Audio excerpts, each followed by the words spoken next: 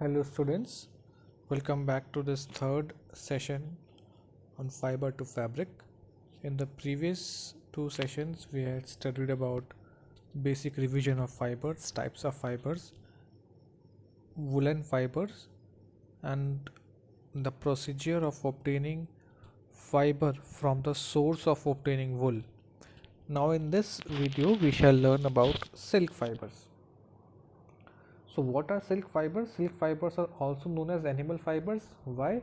Because we obtain silk fiber from silkworm, which is an insect, and the animals which spin the silk fibers are silkworms. Okay, तो silkworm से silk fibers मिलता है. We all know about this. और ये जो पूरा process है, the process of rearing of silkworms for obtaining silk is known as sericulture.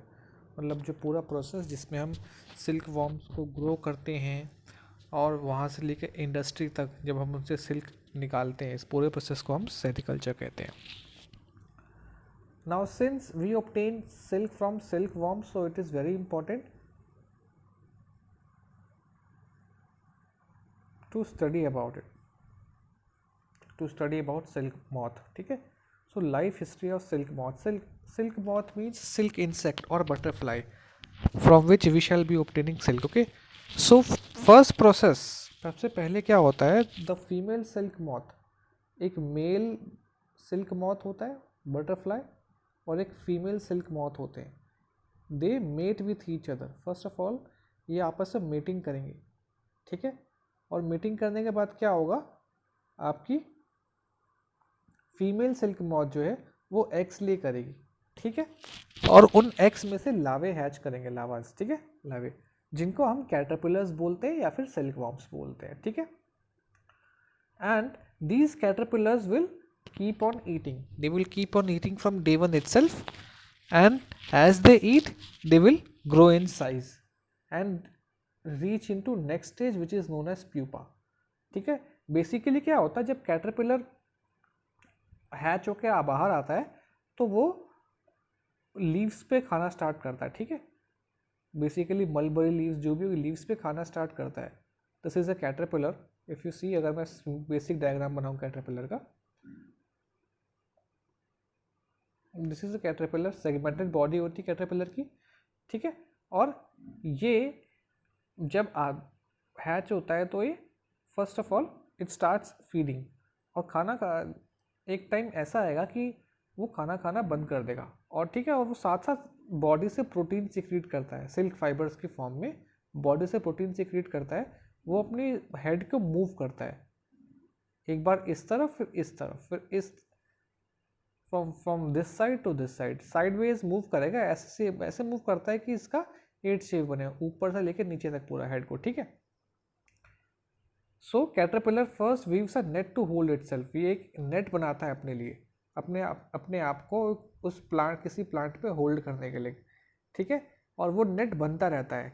वो नेट कैसे बनाता है, वो अपनी बॉडी से फाइबर सिक्रीट करता है, सिल्क फाइबर्स. ठीक है, और सिंक करता है, मैंने बताया. और इन हेड मूवमेंट्स में कैटरपिलर इस तरह से फाइबर सिक्रीट करता है, और जब वो फाइबर्स उसकी बॉडी से बाहर निकलती हैं तो वो हार्ड हो जाती हैं. ठीक है, क्यों हार्ड होती है, क्योंकि वो सिल्क फाइबर्स एयर से एक्सपोज हो जाती हैं, और फिर हम उसको सिल्क फाइबर बोलते हैं. तो बॉडी के अंदर प्रोटीन होती है, प्रोटीन जैसी बाहर निकलती हैं on exposure to silk, on exposure to air, those proteins become as silk fibres.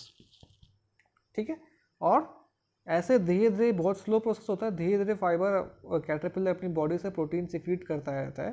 ठीक है, एक टाइम ऐसा आएगा कि इसकी पूरी बॉडी इस प्रोटीन से कवर हो जाएगी, जो कि आपका क्या है, सिल्क फाइबर है. ठीक है, तो ये जो पूरा कवर है इसको हम बोलते हैं कोकून, और अंदर जो कैटरपिलर है वो बन जाता है प्यूपा के. Okay, so this is the thing. The caterpillar completely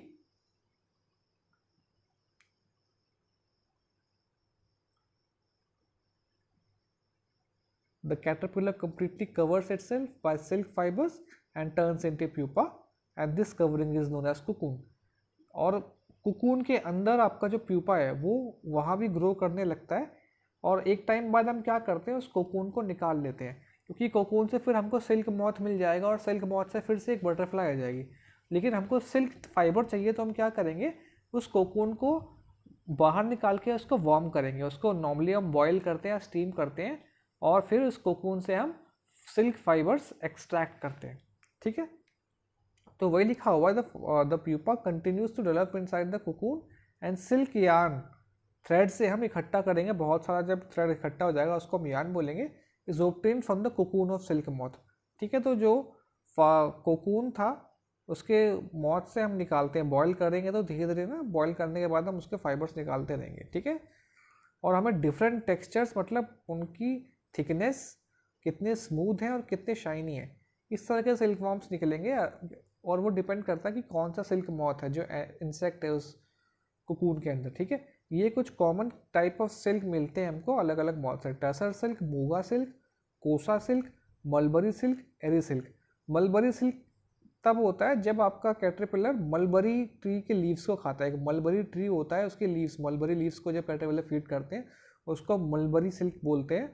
ठीक है, और ये बहुत ही कॉमन सिल्क, इसकी कैटेगरी क्या है, ये बहुत सॉफ्ट होती है, बहुत ही चमकीली होती है, बहुत ही ग्लिटरी होती है और बहुत ही इलास्टिक। इसकी जो फाइबर आता है बहुत ही इलास्टिक और मजबूत होता है और हम इसको किसी भी कलर में डाई कर सकते हैं। Once you have understood this thing you can solve these questions.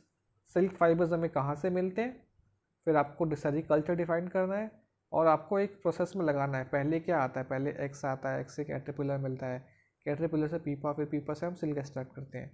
Silk fibres किन चीज़ों से बने हुए हैं और कैटरपिलर का क्या रोल है सिल्क प्रोडक्शन में, कैटरपिलर क्या इंपॉर्टेंट रोल प्ले करता है, और कुछ कॉमन टाइप्स ऑफ सिल्क के बारे में हमको बताना है।